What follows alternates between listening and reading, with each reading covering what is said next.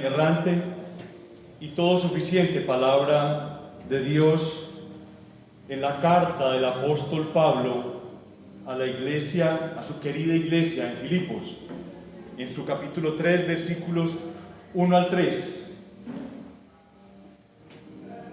Por lo demás, hermanos, gozaos en el Señor. A mí no me es molesto el escribiros las mismas cosas, y para vosotros es seguro. Guardaos de los perros, guardaos de los malos obreros, guardaos de los mutiladores del cuerpo, porque nosotros somos la circuncisión, los que en espíritu servimos a Dios y nos gloriamos en Cristo Jesús, no teniendo confianza en la carne. Hermanos, esta es la palabra del Dios vivo y santo. Pueden tomar asiento.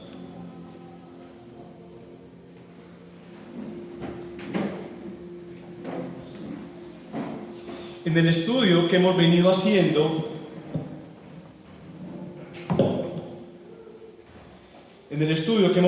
desarrollando esta carta, nos hemos encontrado con versículos que realmente son significativos. Porque, como ya lo he dicho antes, hay ciertos versículos que son importantes, que nos tienen que marcar. Y créanme que, como dijo el apóstol Pablo, yo no me molesto en repetirlo. ¿Por qué? Porque nos damos cuenta que el ser humano necesita repetición. Ahorita mi hermano Esteban había hablado sobre la ira de Dios. Quizás pensamos que nunca nos habían hablado de la ira de Dios, y resulta que sí habíamos hablado de la ira de Dios. Hemos hecho sermones sobre la ira de Dios. Nuestro hermano Alejandro, nuestro hermano Jeremías ha hablado de la ira de Dios, y qué tan pronto se nos había olvidado. Así que tenemos que estar repitiendo ciertos dogmas y ciertas doctrinas para que queden en nuestras mentes. En el capítulo 1, por ejemplo, teníamos el versículo 6 que dice: estando persuadido de esto, que el que comenzó en vosotros la buena obra la perfeccionará hasta el día de Jesucristo. Es uno de esos versículos del capítulo 1 que marcó nuestras vidas. Y en ese mismo capítulo 1 encontramos: porque para mí ¿qué? El vivir es Cristo y el morir es ganancia. Y lo vimos para comprender esa filosofía del vivir cristiano. Hemos visto también la norma para el vivir cristiano, y está expresada en su capítulo 2, donde en el versículo 5 dijo: haya pues en vosotros este sentir que hubo también en Cristo Jesús. Y en el verso 13 dice: porque Dios es el que en vosotros produce así el querer como el hacer por su buena voluntad. Y hoy iniciamos un capítulo 3 vital para el ser humano, vital para nosotros, y nos encontramos con versículos que vamos a desarrollar más adelante, pero que desde ahora tenemos que empezar a entender de qué se trata. Esos versículos van a marcar y expresar enseñanzas vitales para el creyente. ¿Cuáles son los centrales de este capítulo 3? Y les pido, mis hermanos, que en sus casas lo lean durante estos días para que tengan más comprensión de ellos. Miren versículos 7 y 8 que dice: pero cuantas cosas eran para mi ganancia, está hablando el apóstol Pablo, las he estimado como pérdida por el amor de Cristo. Y en el versículo 8 dice: y ciertamente aún estimo todas las cosas como pérdida por la excelencia del conocimiento de Cristo Jesús, mi Señor, por amor del cual lo he perdido todo y lo tengo por basura para ganar a Cristo. Y luego tenemos aquí el premio. En el versículo 14 está el premio. Ahorita vimos la filosofía, la norma y el premio para del vivir cristiano en el verso 14, que dice: prosigo a la meta, al premio supremo, el llamamiento de Dios en Cristo. Pero para entender y ser edificados, recorramos cada versículo de este capítulo siguiendo el orden expuesto por el Espíritu Santo para llegar a esa meta de la cual acabé yo de leer. Lo veremos en 3 partes. Primero, yendo a la meta en un nivel de gozo. El segundo, yendo a la meta con una exhortación preventiva. Y el tercero, yendo a la meta para una comprensión adicional. Yendo a la meta en un nivel de gozo. Miren cómo arranca esto. Dice: por lo demás, hermanos, gozaos en el Señor. Por lo demás, hermanos, gozaos en el Señor. Ese por lo demás, hermanos, quizás está dando la impresión de que ya va a llegar a la conclusión. Y no solamente pasa en esta carta, pasa también en la segunda carta de los Colosenses y en la primera y segunda de los Tesalonicenses. Que parece que el apóstol ya va a dar conclusión y dice: por lo demás, hermanos. Pero ese por lo demás, hermanos, también se puede entender como finalmente. Y este finalmente es que está entrando a una conclusión que posiblemente se vaya a demorar no 5 versículos, no 10 versículos, pero que posiblemente va a tomar más de 40 versículos para llegar a esa conclusión que tiene que explicarles a ellos, a sus amigos en Colosas. Esto naturalmente lleva al apóstol a referirse una vez más a un tema que varias veces se ha ocupado, a saber que los creyentes deben ser conscientes de su unidad en Cristo. Los creyentes tienen que ser conscientes de su unidad en Cristo y no permitir que esta unidad sea socavada por sus enemigos. Los enemigos quieren destruir la unidad que tienen los cristianos. Y no solamente la unidad en esa época, es la unidad en esta época también. El apóstol, al llamarlos hermanos, él no está asumiendo ningún cargo de jerarquía alto, los está llamando ni ninguna superioridad apostólica, los está llamando en una misma relación estrecha de amor entre los creyentes. Ese verbo de gozaos puede traducirse también como continuamente gozando, como ese continuo gozo que tenemos que tener, ese vivir absoluto en Cristo. David, después de haber pecado y que no quería entenderse de su pecado, experimentó un deterioro continuo de la comunicación con Dios. Cuando reconoció su pecado, se arrepintió y clamó al Señor. Mire cómo clamó: vuélveme el gozo de tu salvación. Vuélveme el gozo. Quizás una de las palabras que tienen que estar marcadas en el corazón el día de hoy va a ser el gozo en el Señor. Es que nosotros tenemos que tener un gozo diferente al resto del gozo que tiene la gente. Tiene que ser diferente. Todo cristiano ha sido colocado por el Espíritu Santo en Cristo. Es una obra del Espíritu Santo colocarnos en Cristo, y en ese ámbito de realidad que el creyente encuentra es donde se encuentra ese verdadero gozo. Sin embargo, cuando hay pecado que no ha sido confesado, entonces hay tristeza en el corazón del creyente y ese gozo empieza a diluirse. Cuando los pecados han sido confesados y la comunión con el Señor ha sido restaurada, es cuando hay un gozo inefable en el corazón del cristiano. A través de toda la epístola de Pablo, ha invitado a los creyentes a mantenerse gozosos en cualquier circunstancia. Ya lo vimos, él estaba encarcelado, esas eran unas mazmorras, era algo terrible. No son esas cárceles que tienen los Estados Unidos, donde los pisos son perfectos, donde todo es perfecto. Lugares para trabajar, lugares para comer, lugares para estudiar, etcétera, etcétera. No, esto eran mazmorras, y el apóstol Pablo se mantenía feliz, gozoso porque estaba en el Señor. Todo cristiano tiene el privilegio de tener el gozo de Cristo fluyendo en su corazón. Todo cristiano lo tiene que tener, independiente de muchas cosas, de la enfermedad de amigos, de la muerte de amigos, de la muerte de familiares, de que me quebré, de que muchas cosas. Jesús le dijo a sus discípulos en Juan 15:11, Juan 15:11, estas cosas os he hablado para que mi gozo esté en vosotros y vuestro gozo sea cumplido. Juan 15:11. Cuando cualquier cristiano está en íntima comunión con Dios, el Espíritu Santo genera un gozo que jamás podrá ser igualado. La comunión con Dios solo se consigue a través de Cristo, solo Cristo. Cuando estemos más allá del sol, cuando estemos en la eternidad, vamos a conocer el camino. Vamos a conocer la verdad. Y vamos a conocer la vida en Cristo. Y Él les está diciendo, estas cosas os he hablado, está hablando Cristo y dice, para que mi gozo, ¿cómo será el gozo de Cristo? Pleno, total, perfecto. Dice, para que mi gozo esté en vosotros y vuestro gozo sea cumplido. Cualquier cosita nos saca del gozo. Cualquier cosita, y perdónenme la palabra, estúpida, nos saca del gozo. Ya no aguanto más la vida. Es que mi esposa, es que mi esposo, es que los hijos, es que el trabajo, es que no me gano, es que tal cual cosa. No.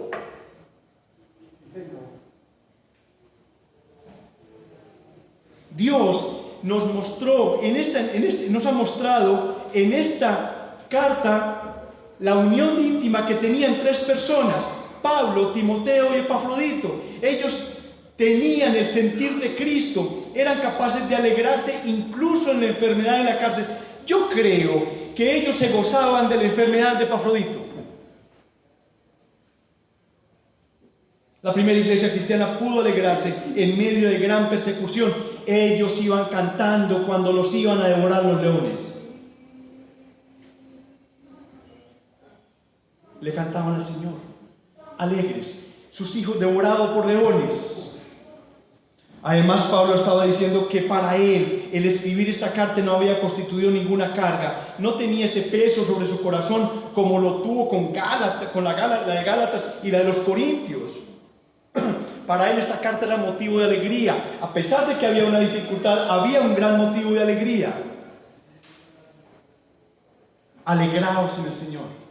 Que quede marcado en nuestro corazón. ¿Quieren recordar algo de este sermón? Les voy a dar 3 palabras. Alegraos en el Señor. Ahora que veamos el segundo, algo tiene que quedar en nuestros corazones. No quiero ser el super teólogo, no quiero ser el super no sé qué. No, quiero que sus corazones queden marcados con la palabra del Señor, en lo que el Señor quiere que esté marcada. Ya hemos indicado en varias ocasiones que cuando una persona recibe al Señor Jesucristo como su Salvador, el Espíritu Santo va a morar en ella. Eso pasa inmediatamente. No tiene que haber un doble bautismo, ni traer al Espíritu Santo, ni imponerle las manos. Después del amor, que es el primer fruto que nosotros vimos en Gálatas 5, 22 y 23, ese primer fruto del Espíritu Santo, viene ese segundo fruto que se llama ¿qué? El gozo. El gozo. Es un gozo profundo, interno, no necesariamente relacionado con circunstancias externas. Que no te importen las circunstancias externas, sea lo que sea. Créanme, esta es una pequeña pandemia de lo que puede venir. Esto es una pequeña crisis del mundo de lo que puede venir. Y si esta nos desbarató, ¿cómo será la otra? ¿Cómo será la otra en que estés enfermo con un cáncer? O que te hayas quebrado, que se junte absolutamente todas las tragedias en tu vida. ¿Cómo será tu gozo? ¿Dependiendo del externo o dependiendo de estar en Cristo? Lo importante es que este gozo tiene que ser apoyado en la fe del creyente en Dios, que le proporcionará paz aún en medio de las pruebas de la vida. Cada prueba o situación de dolor, Dios producirá un fruto abundante de bendición, porque tanto en los días brillantes como en los días oscuros sigue vigente aquella afirmación del apóstol Pablo en Romanos 8:28, y sabemos que a los que aman a Dios, ¿qué? Todas, no algunas. Cuando tengo el banco sin sobregiro, cuando tengo trabajo, no, todas las circunstancias. Y continuó el apóstol diciendo, miren cómo dice, y a mí no me es molesto el escribiros las mismas cosas. Y para vosotros es seguro que se repiten cosas, sí las tenemos que repetir. Porque somos rebeldes, porque no queremos aceptarlas, porque parece que no me hubieran predicado nunca esas cosas. Y ya te las habíamos dicho, las tenías en el corazón, las querías tapar. Era útil que él le repitiera ciertas cosas a los filipenses, aunque miren, era una de las iglesias maduras que habían, más madura que los efesios, más madura que los corintios y más madura que los de Galacia. Era una iglesia madura y aún él estaba recalcándoles cosas a pesar de que fueran maduros espiritualmente. Ellos tenían un gran sentimiento de cariño por Pablo y como esa cercanía, ellos permitían que el apóstol, con esa ternura de viejo, con esa ternura de anciano, les pudiera hablar de esa manera. Ahora, ¿qué les está repitiendo? Encontré en el comentario de William Hendrickson la siguiente nota.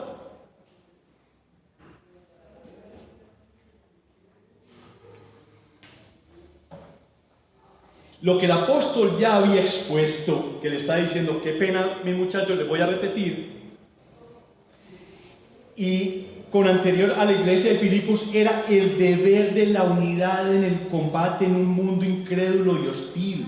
Ojo, hay un ataque sobre las iglesias para que se desunan, hay un ataque para las iglesias doctrinalmente, hay un ataque para las iglesias inclusive entregándonos Biblias llenas de corrupción.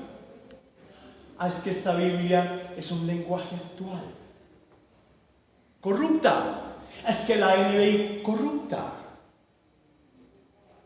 No hay duda de que primeramente lo hizo de palabra cuando estaba entre ellos y más tarde por escrito en esta misma carta ya les ha hablado de lo siguiente. Ojo, miren cómo arranca la nota. Miren cómo se estuviera repitiendo el apóstol Pablo. Miren cómo hace la nota nuestro hermano William Hendrickson. Solamente continuad ejerciendo vuestra ciudadanía de una manera digna del Evangelio de Cristo. ¿Recuerdan que lo dijo en la carta? De modo que ya sea que yo vaya y os vea, o sea que permanezca ausente, oiga de vosotros que estáis firmes en un mismo espíritu, luchando unánimes juntos por la fe del Evangelio, sin aterraos por nada ante los adversarios. Llenad la medida de vuestro gozo, teniendo todos el mismo sentir, teniendo el mismo amor, con unanimidad, dedicándoos a la unidad, no haciendo nada por ambición personal o por vanagloria, sino con una actitud humilde, cada uno considerando al otro como mejor que uno mismo, no solo buscando cada uno sus propios intereses, sino también los intereses de los demás, a fin de que seáis irreprensibles y sencillos, hijos de Dios, sin mancha, en medio de una generación mala y perversa, entre la cual resplandecéis como estrellas en el universo, sosteniendo alto la palabra de vida. Amén. Ahí está el versículo 1, el versículo 2, el capítulo 1, capítulo 2. Eso es lo que él quería repetirles.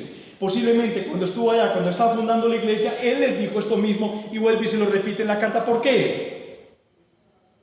Porque tenemos una naturaleza pecaminosa que tiende a ocultar, a tapar. También podemos decir que Pablo tiene un método práctico. Es un método práctico para fortalecer a las iglesias. Ese método es la reiteración. Decirle las mismas enseñanzas, a veces expandiendo su exégesis, o sea, su interpretación o su explicación, enriqueciendo los misterios de Dios. Repetir las cosas para que permanezcan en la mente y en el corazón nos asegura, nos da certeza, nos da argumentos y nos da confianza. La repetición fue el método dado por Dios a los judíos para que guardaran y cumplieran la ley. Vamos a Deuteronomio 6:6. Miren, desde Deuteronomio les está diciendo qué tienen que repetir, qué tienen que grabarse.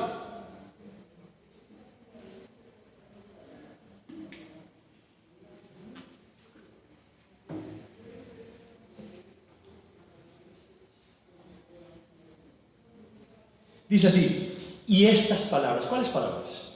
La escritura, y estas palabras que yo te mando hoy, estarán sobre tu corazón, no dentro del corazón, no, sobre tu corazón, por encima, porque el corazón está lleno de ídolos, de cosas extrañas, y es una fábrica maravillosa de ídolos malignos.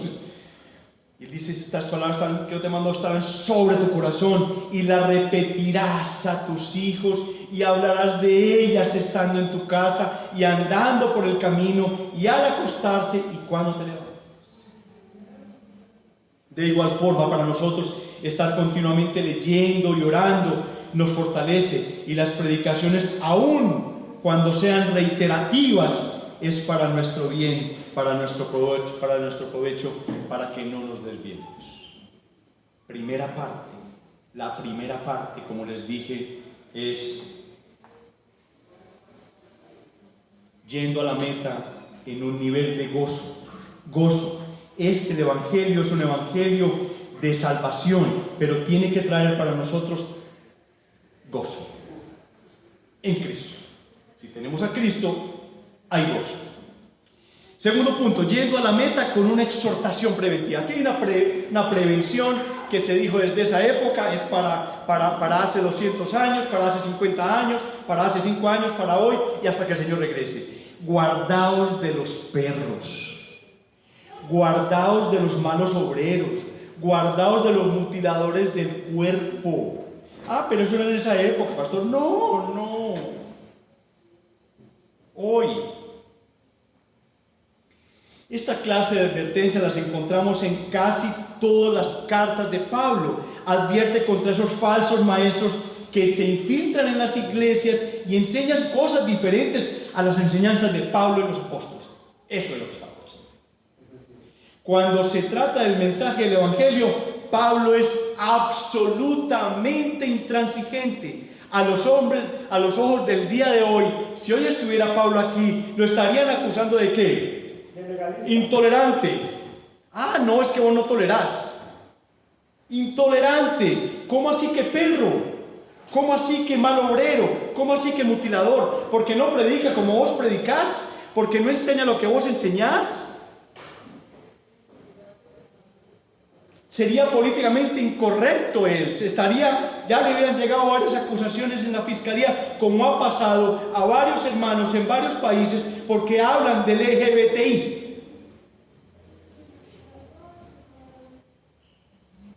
En nuestros días, especialmente en el discurso político, se intenta elegir las palabras de forma que nadie se sienta atacado. Cuidado, no digas eso, no hables del pecado, no hables del infierno, no hables de la condenación. ¿Por qué? Porque políticamente no es correcto. La iglesia es felicidad. Pero Pablo no puede tolerar nada que aleje a la iglesia de la doctrina de la gracia. Absolutamente nada. ¿Quiénes son estos perros descritos por Pablo? En aquel entonces los perros eran distintos a los perros que conocemos hoy. Más de uno aquí, conozco más de uno que me está mirando en este momento, que saca a sus perritos al parque, ¿sí o no? Y los quieren mucho, eran perritos completamente domésticos y les hablan, miren, no haga eso ahí. Y un día un perrito de esos va a contestar. Va a ser muy, muy espectacular cuando contesten. En esa época los perros eran salvajes, la mayoría eran salvajes, eran manadas y la meta era buscar presas, era atacar inclusive a niños, lo que sea. Eso eran los perros. De la misma manera se comportan los falsos maestros que tratan de meterse en las iglesias, a tratar de devorar la doctrina y a meterse por los puntos débiles doctrinales. Esos eran los malditos perros que estaba hablando Pablo. Ellos entendían cuando lo guardado de los perros era de esa manada que trataba de destruir. Los falsos maestros eran los judaizantes, que predicaban que había que cumplir con el mandamiento de la circuncisión. Ellos continuaban con el tema de la circuncisión. Ahí fue cuando nuestro amado Pablo tuvo un problema con nuestro amado Pedro.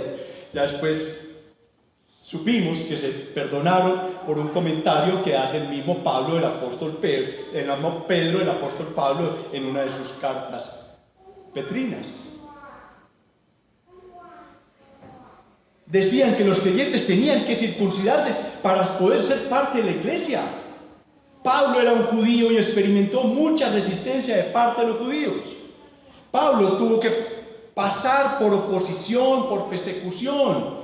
Él siempre llegaba a alguna parte, buscaba la sinagoga, sabía que había donde estaba la materia prima, donde tenía que formar el alboroto, y la gente se reunía alrededor de él a escuchar lo que él decía.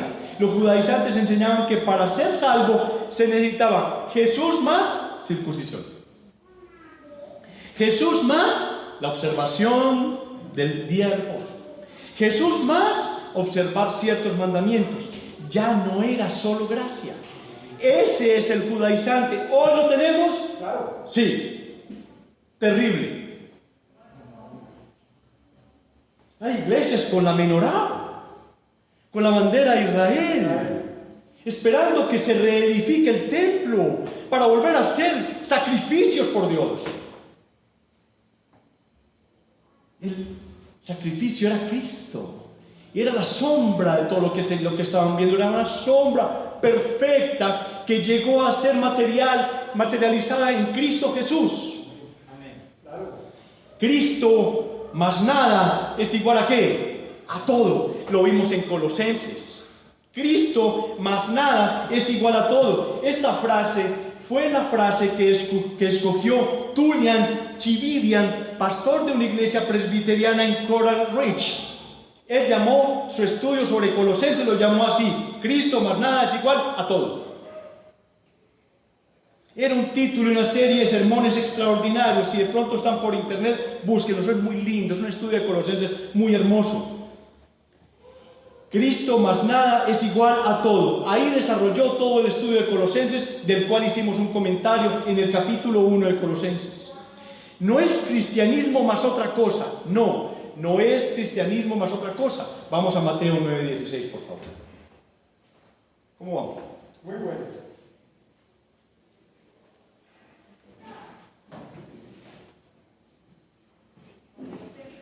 Mateo 9:16.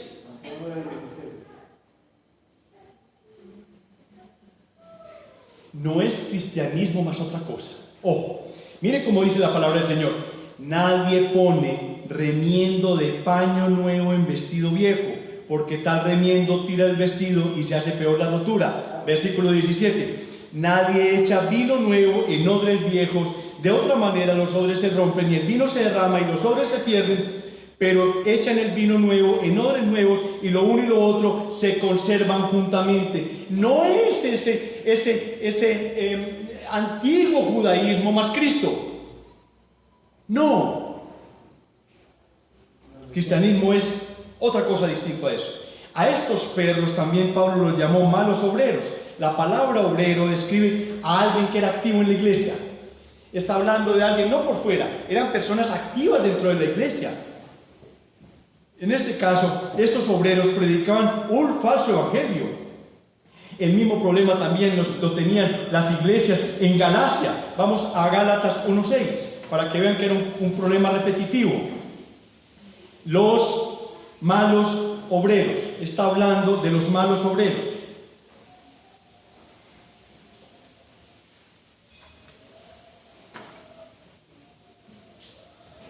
Gálatas 1:6 dice: estoy maravillado. Mire como dice Pablo, mire la ironía del apóstol. Estoy maravillado de que tan pronto os hayáis alejado del que os llamó por gracia de Cristo para seguir un evangelio diferente. No que haya otros, sino que hay algunos que os perturban y quieren pervertir el evangelio de Cristo. Mas si aún nosotros o un ángel del cielo os anunciara otro evangelio diferente del que os hemos anunciado, sea anatema, sea maldito del Señor. Como antes hemos dicho, también ahora lo repito: si alguno os predica diferente evangelio del que habéis recibido, sea maldición, sea anatema. Pablo es otra vez absolutamente claro aquí. Dice que el que predique otro evangelio del que predican los apóstoles es un falso maestro, es un perro, es un falso obrero y trae consigo ¿qué? Maldición. Trae maldición.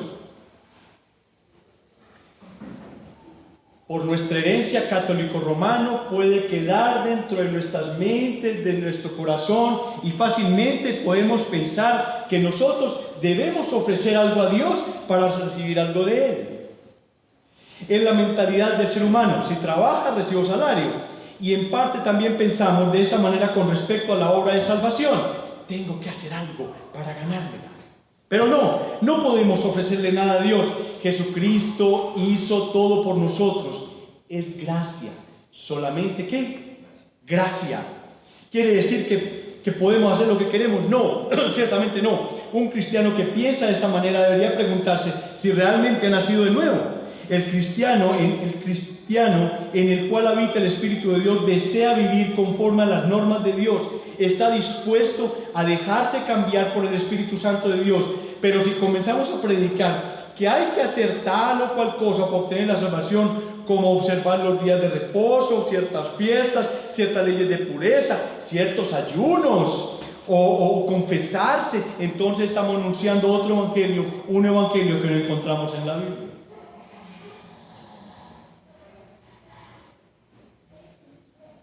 La salvación es por gracia, es un regalo de Dios. No podemos hacer absolutamente nada para haberla ganado, nada. Lo único que nosotros pusimos en la salvación fue ¿qué? Los pecados. En aquel entonces eran los judaizantes y la influencia de las religiones paganas lo que afectaba a la iglesia. ¿Y cómo es el día de hoy? ¿Cómo es el día de hoy? Vamos a Mateo 7:21. Miren cómo es el día de hoy, cómo será ese último día. Estamos hablando de obreros, vamos a hablar de obreros.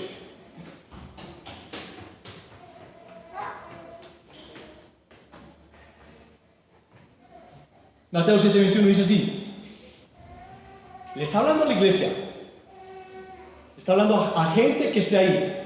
No todo el que me dice que Señor, Señor, entrará en el reino de los cielos, sino el que hace la voluntad de mi Padre que está en los cielos. Muchos me dirán aquel día, ¿gente de dónde? ¿De la calle? ¿De por ahí de Rusia? No, gente que estaba ahí, que enseñaba, que predicaba. Muchos te dirán, Señor, Señor, ¿no profetizamos en tu nombre? ¿O en tu nombre echamos fuera demonios? ¿O en tu nombre hicimos muchos milagros?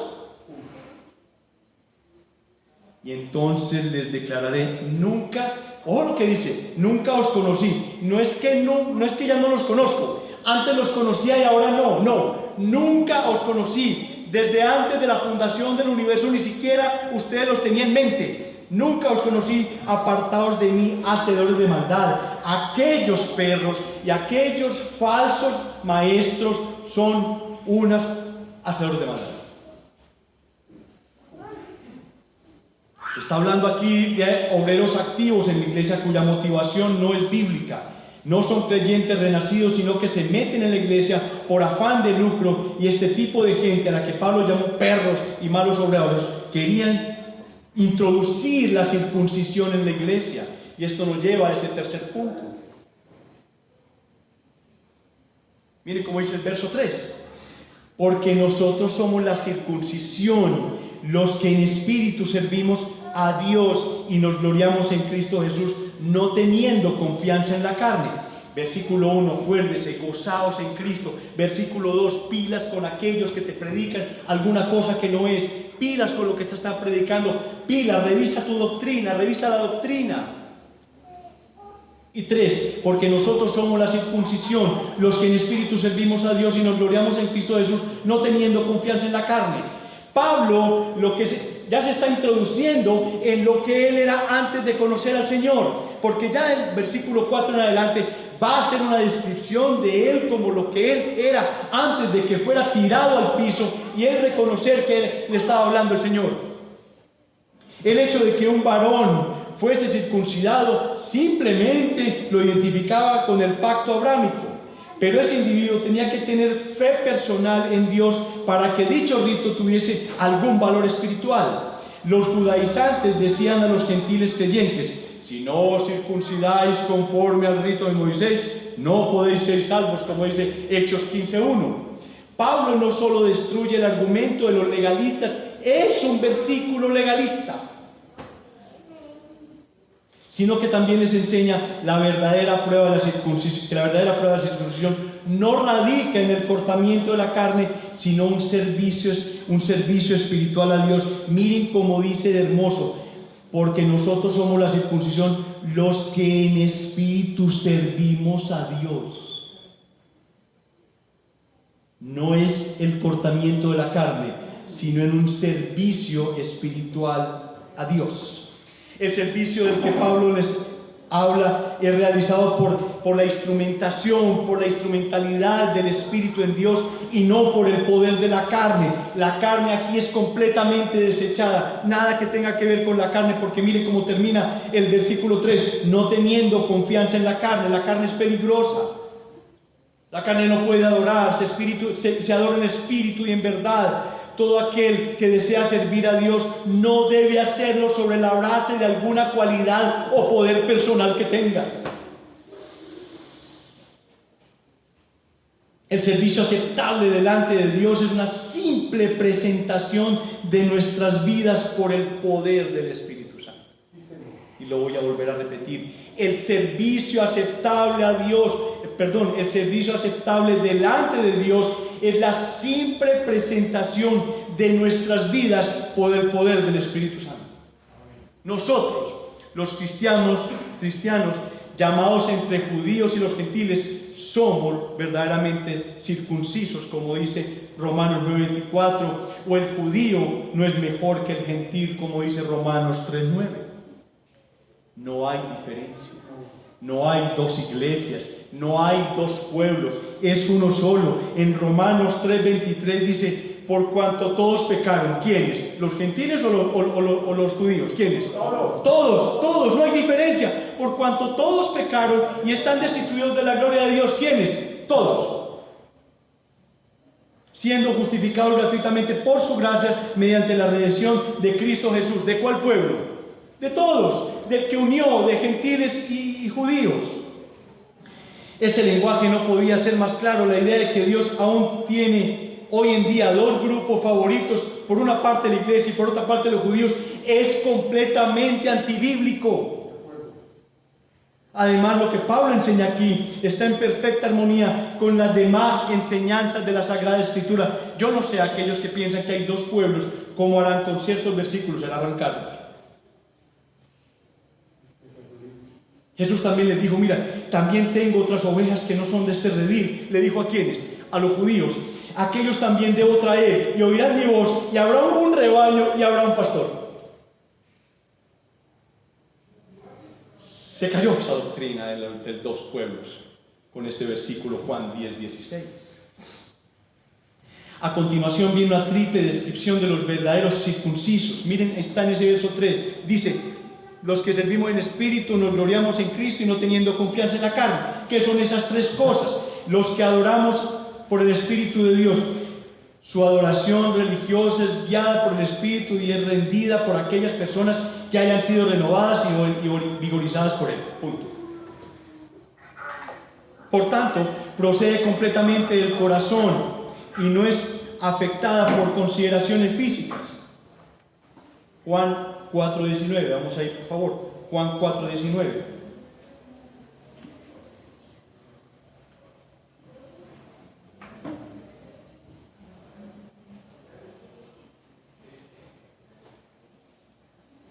Le dijo la mujer, Señor, me parece que tú eres profeta. Versículo 20, nuestros padres adoraron en el monte y vosotros decís que en Jerusalén es el lugar donde se debe adorar. Versículo 21, ¿qué dice Jesús? Mire lo que Jesús dijo: mujer, créeme que la hora viene cuando ni en el monte ni en Jerusalén adoraréis al Padre.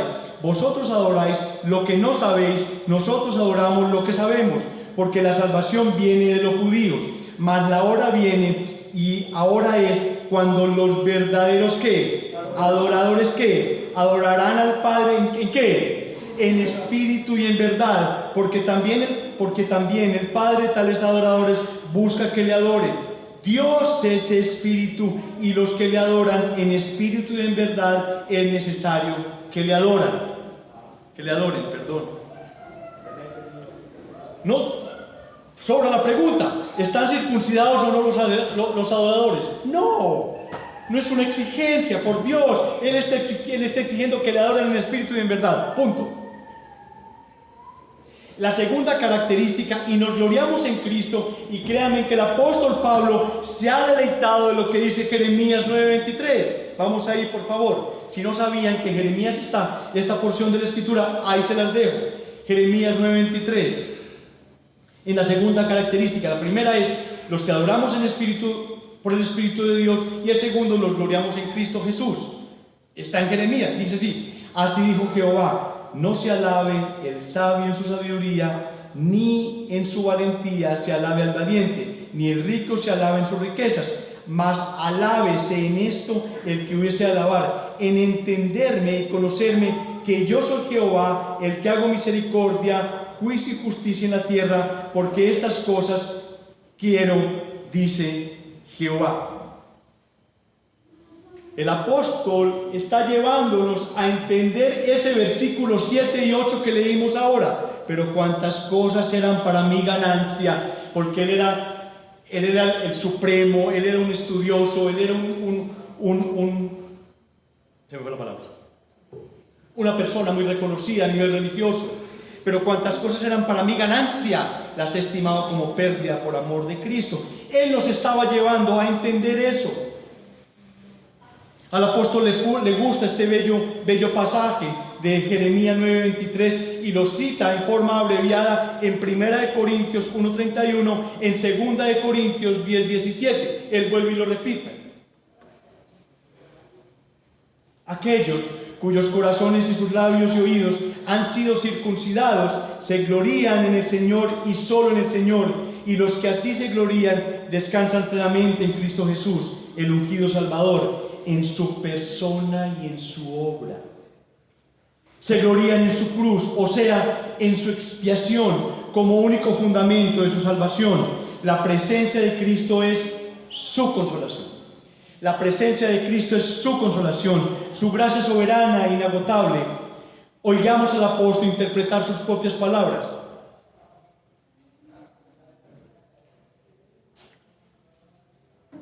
Primera de Corintios 2:2 dice: pues me propuse no saber entre vosotros cosa alguna, sino a Cristo, y a este que crucificado.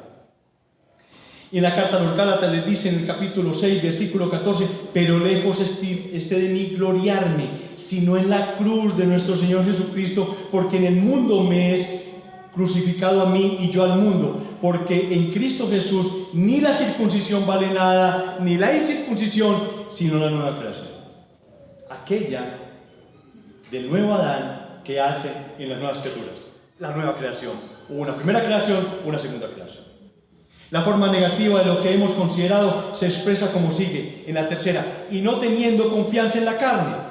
Es lógico pensar que si una persona se gloría constantemente en Cristo Jesús, no pondrá su confianza en la carne. Porque ¿qué es la carne? En términos generales, la carne es cualquier cosa fuera de Cristo en la que uno basa su esperanza para salvación. Eso es la carne. Cualquier cosa fuera de Cristo en la que uno basa su esperanza de salvación. Los verdaderos circuncisos no ponen su confianza en la carne, sino solamente en ¿quién? En una persona, en Cristo Jesús. Un cristiano no es una persona que ha sido redimido por medio. Un cristiano es una persona que ha sido redimida por medio de los méritos del sacrificio de Cristo en la cruz del Calvario. Ningún mérito puede, en lo más mínimo, ningún mérito humano puede proporcionar al creyente las bendiciones espirituales que Dios derrama como demostración de su gracia para con nosotros. Cuando Pablo dice, no teniendo confianza en la carne, el apóstol se refiere a méritos humanos en los que una persona pudiese descansar para obtener las bendiciones de Dios. La Biblia, como ahora lo habló mi hermano, nos habla del caso de Esaú.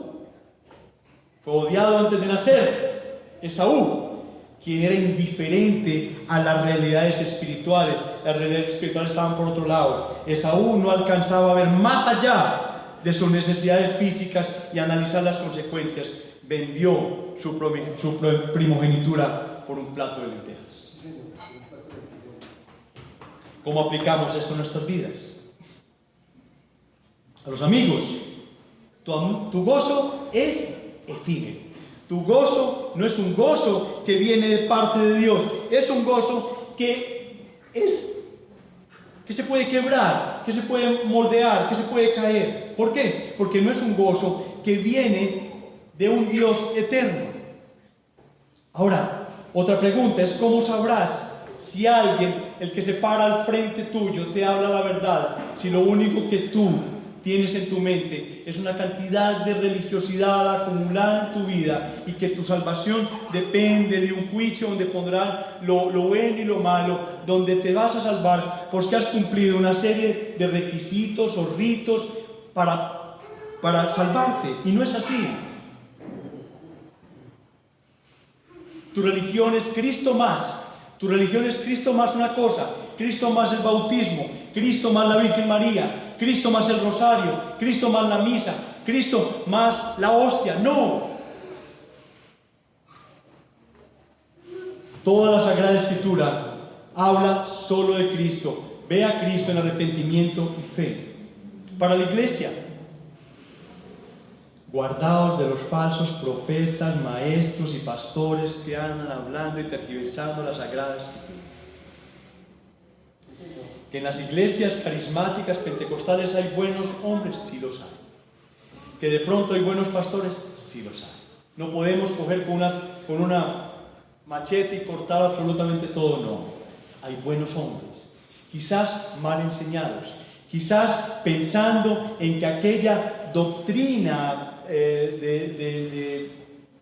carismática, donde el Espíritu Santo tiene ciertos dones o ciertas cosas que posiblemente no, eran de una época que no es la de ahora, y ellos la tienen todavía implementada en sus Biblias, en sus iglesias. Hay hombres buenos, hay personas salvas dentro de esas iglesias cristianas carismáticas, las hay, claro que sí.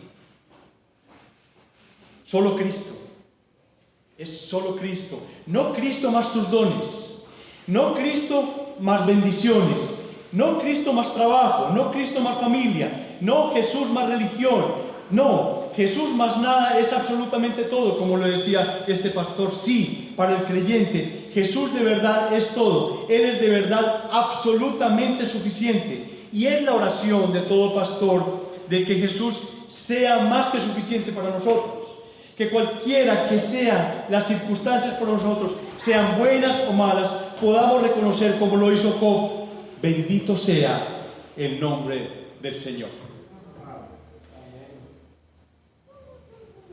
Sola Escritura, sola fe, sola gracia, solo Cristo, y toda la enseñanza del día de hoy, toda, solo para la gloria de Dios.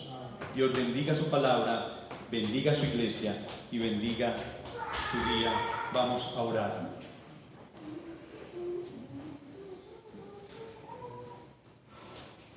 Amadísimo Salvador.